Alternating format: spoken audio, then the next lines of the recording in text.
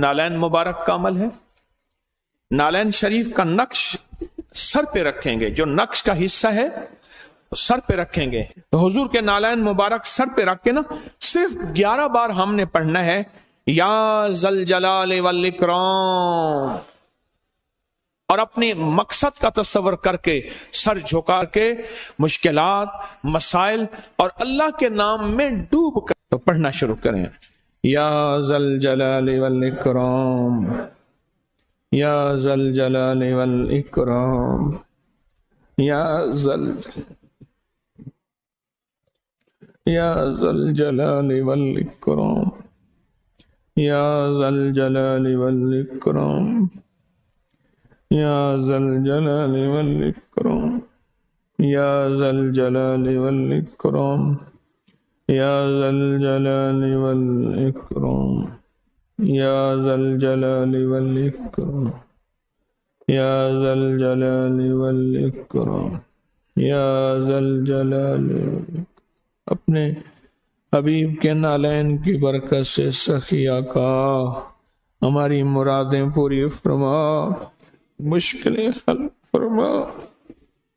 ان نالین کی برکت سے تو نے بڑے بڑے لوگوں کو دنیا میں دولت بھی دی، عزت بھی دی، رزق بھی دی، سخاوت بھی دی، شرافت بھی دی.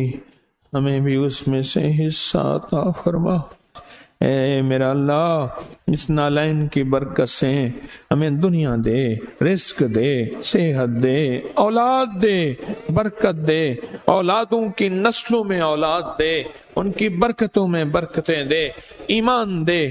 کملی والے کی غلامی عطا فرما، آقا کی غلامی عطا فرما، اور قبر میں اور قبر سے پہلے دیدار مصطفیٰ عطا فرما. بار بار کملی والے کے روضے کی جالیاں اور صلاۃ والسلام عطا فرما، اور کعبہ کا طواف اور کعبہ کا طواف حج عمرے کی شکلوں میں عطا فرما.